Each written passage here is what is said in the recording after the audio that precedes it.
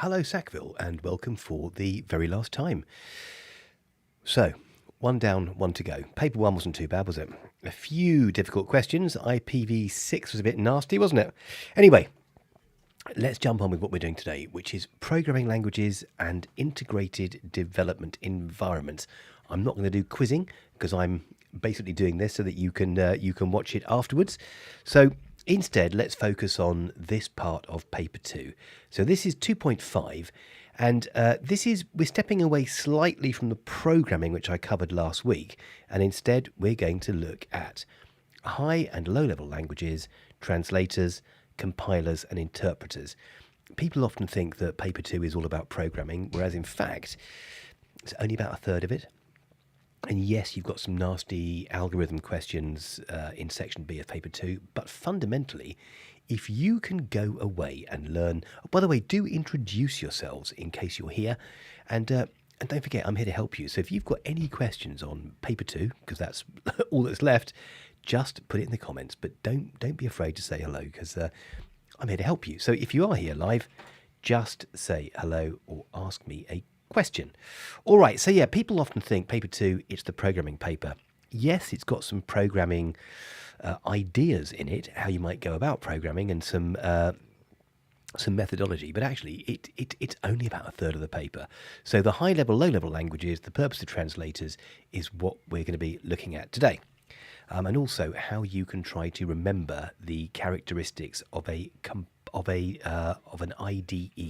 of an integrated development environment. All right, so 10-minute teach, bit hopeful. I reckon it'll be about 20 minutes actually, because I've cut out my quizzing from the start. Right, so let's start from the beginning. You write an algorithm, and it's programming languages that are used to implement this algorithm. So programming languages are a tool for bringing algorithms to life. And you've got two types of programming languages. You've got high-level code and low-level code. So just at this point, it's probably worth sort of doing a bit of an explanation about how this works. Let's start here with high-level languages. So, for example, Java, Python, C#, C++, etc. All of those sorts of languages. So a high-level code means that it contains normal English words, or it contains some normal English words, and it's a programming language that's designed for humans to use. So it's easier to write code in because it's got words that you recognise, and it's got keywords, and you can use this language to do all of the different types of functions, constructs that you actually need to do for programming. Then we've got low-level language, which is what the CPU requires.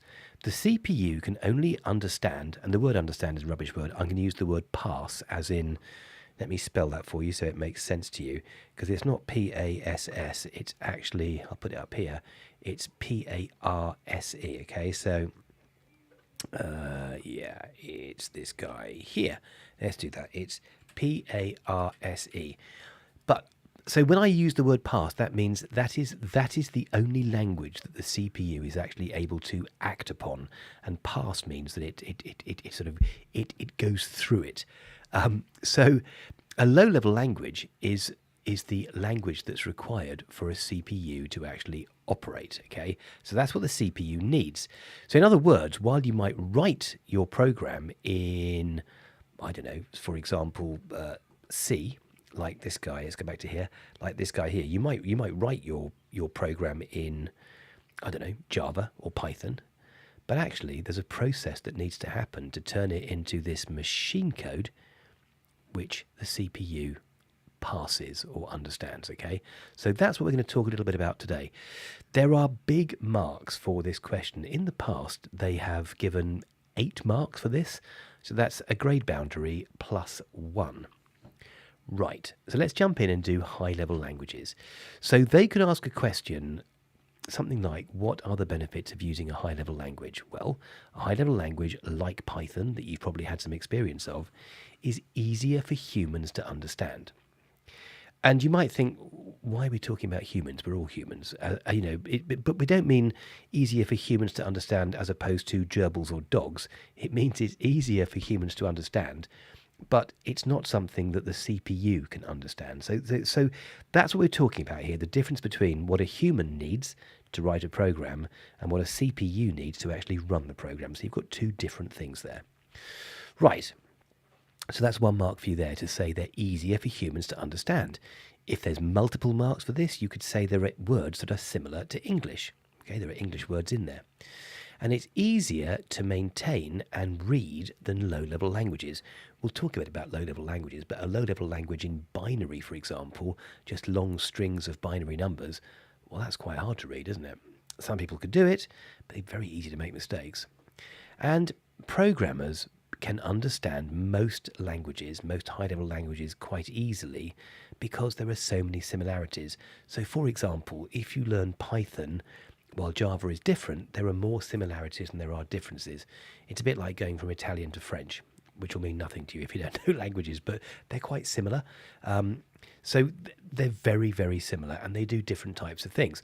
And then you might ask the question, well, why isn't there just one high-level language? And the answer is because languages develop based on need.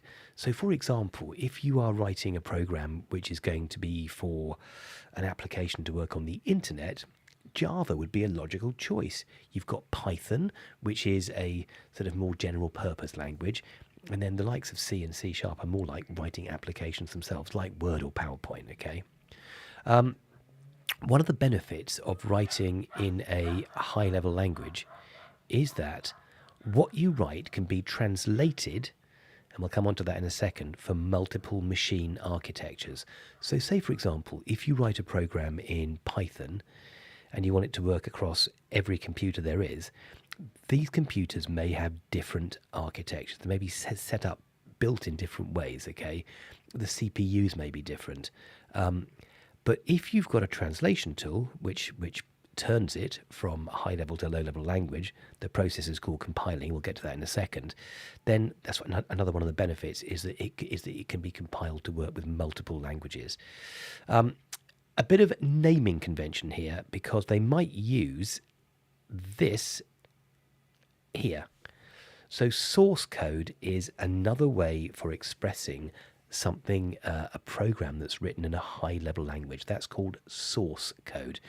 And not sauce as in HP sauce or ketchup, but source as in the source of a river.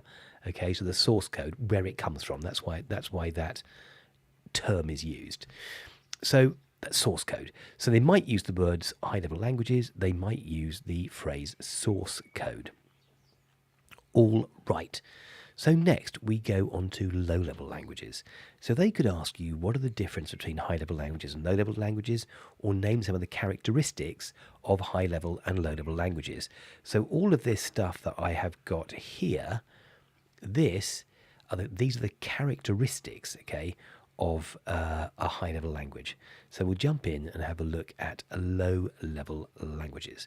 So there is a low-level language which is between a high-level language and machine code, and we'll get to that in a second. So a low-level language is closer to what the circuits of a CPU can actually understand, or parse, P-A-R-S-E. However, writing programs in binary code is difficult. It's very easy to make mistakes, be very confusing. But one of the benefits of writing low-level language is that it can interact directly with memory. So therefore you can control memory usage more effectively by using a low-level language. But it's a pain in the neck to program with. Don't use that as an example. It's more difficult to program with. The other issue is, if you cast your mind back about 30 seconds, we were talking about how from a high-level language you can compile it. You can break it into low-level language that works with many different architectures. The problem with low-level language, when you write it, you're writing it for the architecture that you're using only. So you might need to rewrite it half a dozen times if you want it to work on different CPUs. I mean, broadly speaking, no, let's not get into it because you don't need to know it. But that is that one. So we've got two types of low-level language, and actually one is lower than the other. So let's start with the slightly higher level, low-level language, and that is called assembly language, okay? And these use something called opcodes, okay? Opcodes, things like, for example, shortcuts for commands like read, save, close, etc. Okay, so you've got little codes for those, and these make it easier. It's a kind of a mnemonic language. I'll spell that for you because it's a really irritating word, mnemonic. There's a get off. There's a I want this one here. So this is mnemonic. A mnemonic, which means like naughty elephant squirt water for northeast southwest is an example of a mnemonic, okay, as opposed to demonic, which is something else. So assembly language, it represents the opcodes that you need to use there. Right, let's push on. Now let's look at translators. So translators, we've already got the idea that if you write something in high-level code, say for example Python, a process needs to be applied to it to turn it into a form that CPUs can understand. But there's a second thing that needs to happen, is that when you're writing the code, you need to check to make sure that it works. And the only way you can make sure that it works is by testing it against a CPU, is by running the code. And to do that, you've again got to turn it into a low-level language, machine code, yeah? We've got machine code, which is the lowest level language that's required for the CPU to understand your instructions and data, your entire program. And then you've got assembly language, which is closer to machine code, but it's got special mnemonic codes, opcodes, shortcuts for writing it, but it's still close to machine code. And then we think about how you convert it from one to the other. Right. So as we've established, computers only understand machine code, right? And machine code is written in binary form. They could ask you that. What form is machine code written in? It's written in binary form. So source code has to be translated to machine code. We've got this idea of translation here, okay? This is why this is the translators. So this is the idea that you've got to get from a high-level code, source code, e.g. Java, to a low-level code. And the translator is the tool. It's an application. It's a piece of software that does this for you. And in fact, when you've done your programming using IDLE, I'm assuming you guys have used Python, when you do that, you actually have a translator built in which is able to do these sorts of functions. So what does a translator do? They can ask you that. A translator converts source code into machine code, okay? You could say binary, machine code binary, same sort of thing, but you need to understand what that word machine code means. It means binary code, okay? So we have got two flavors, two types of translator. First of all, there is the compiler, and secondly, there is the interpreter. Now, I've tried to sort of pave the way to clear the undergrowth so you can understand that there are two distinct needs here. If you finish writing the code in a high-level language like Python and you want to distribute it to the world, you're going to need to convert it into a binary form. So that's one example of what you need to do. But you also need to do it as you're testing the code, because it needs to be turned to binary to make sure it actually works, because as high-level code, it all looks very pretty, but does it actually work when you run it? So that is what you need one of these for. So we'll go on and have a look at what both of these do. Let's start with the interpreter. So the interpreter is the one, this guy here, the interpreter. This is the one that you're going to use when you're actually writing the code to test it, to check to make sure it works as you're writing it. You might write a few lines, you might write a module. This is what happens when you're in Python and you just test your code to see if it runs. There is a translator, and the translator is called an interpreter, and this is how it works. Again, everything on this page, this has been plucked by me from mark schemes. So this is what you can expect to see in the exam. These are the answers, sorry, that they're going to be expecting to see from you.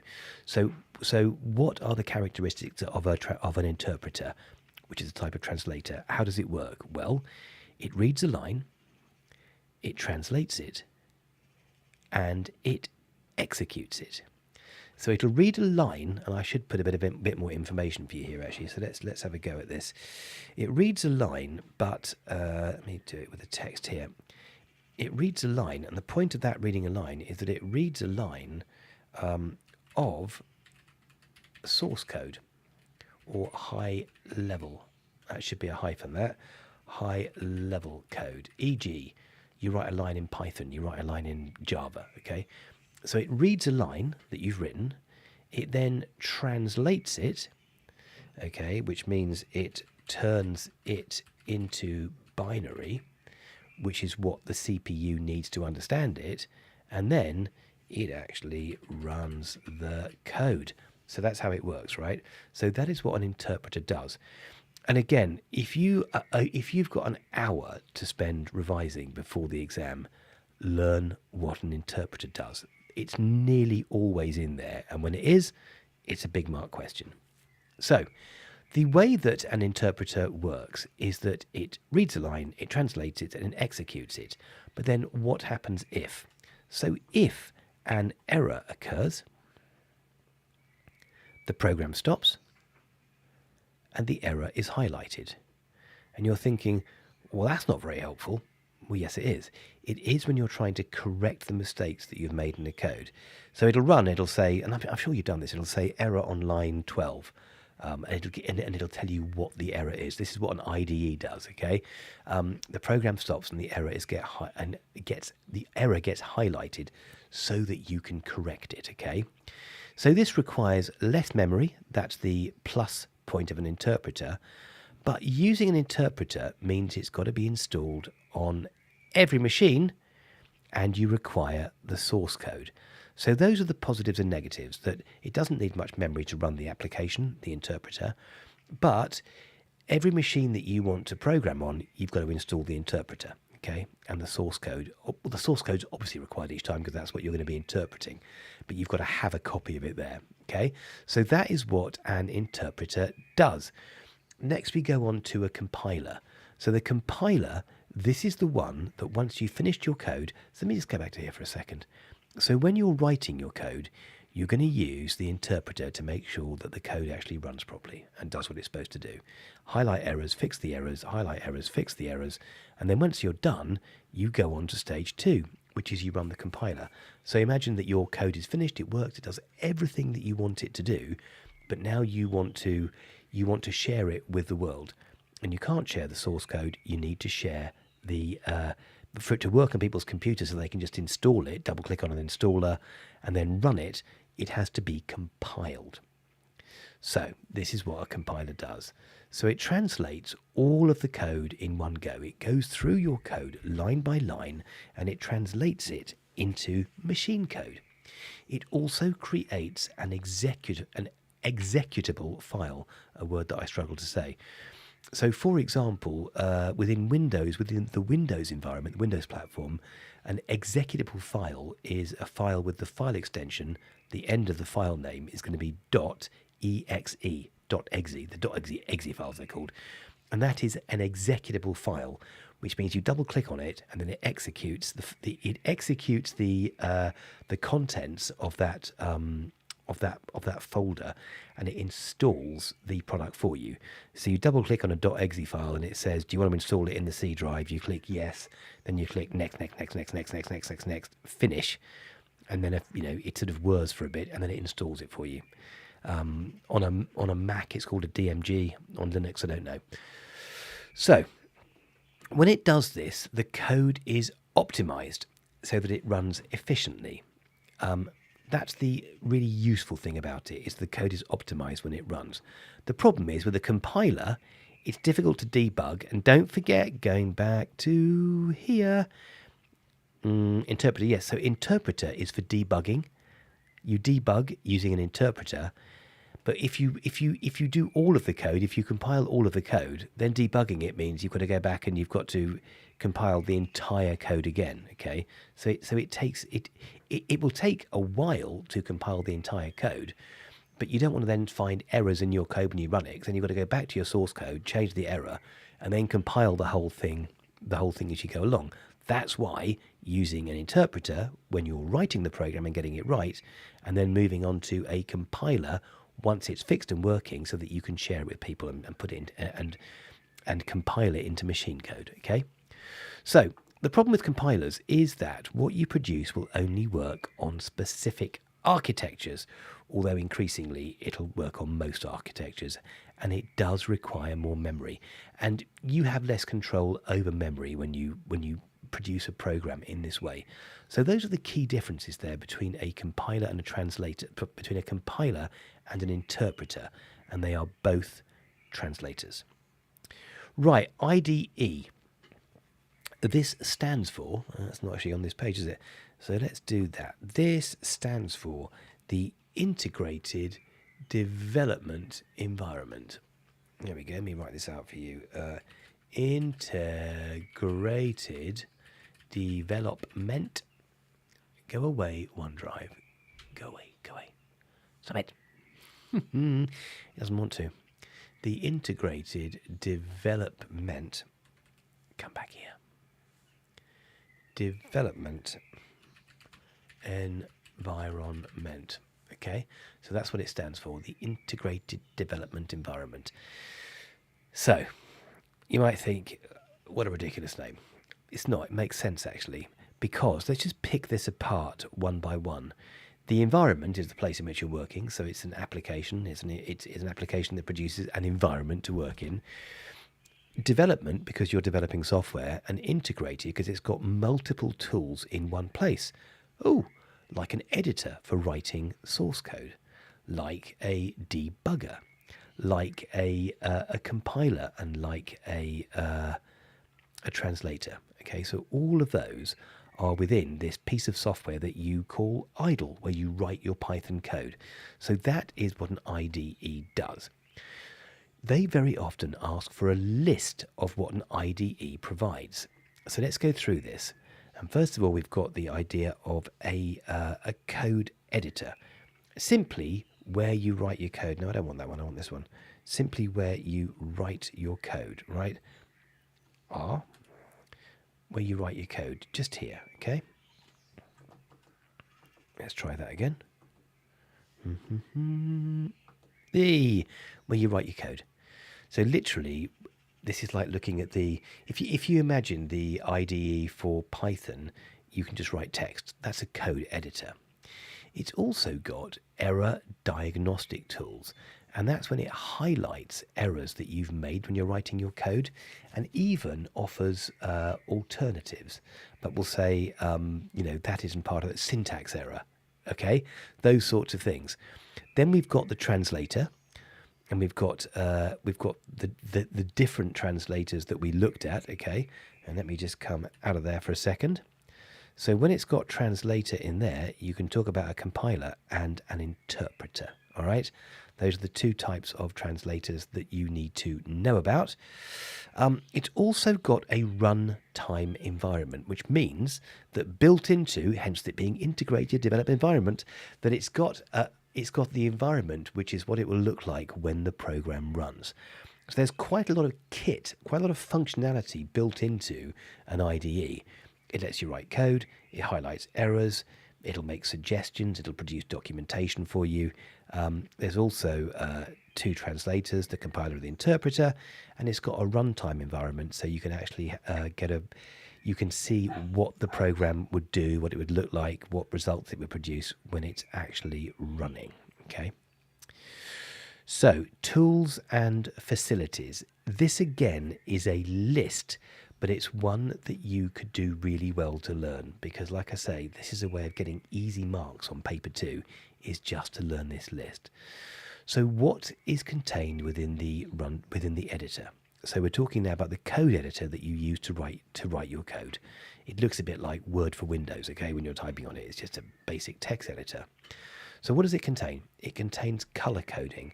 So it will put different types of commands and different types of constructs in different colors. So for example, selection, iteration, and so on, okay? Commands like print, these will have different colors so that they're easier. So it's easier to see, it's easier to spot mistakes, it's easier to see what your program does. It also contains error checking, known as debugging also. So it will highlight errors as you go through.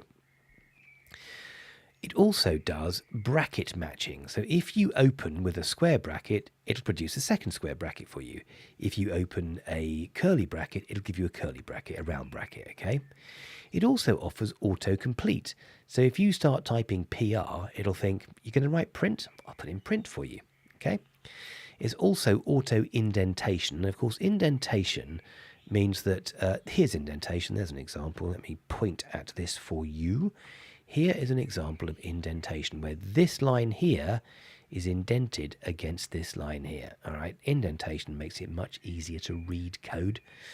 And version control, so you can keep track of the various versions of your software that you have written. So those are the tools and the facilities.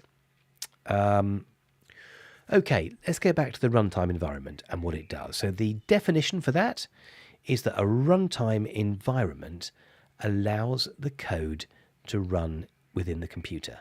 So you can see what the code's going to do as you're working on it. And you're able to run the program without compiling the entire thing, okay? So in terms of debugging, the different sort of tools that they've got are syntax checking to highlight print rather than print, line numbers, so it can say to you error on line 3, and then you can just look at line 3 and then look across and see where the error is. Variable tracing, so that you can keep track of all of your variables. They'll be the same color, okay?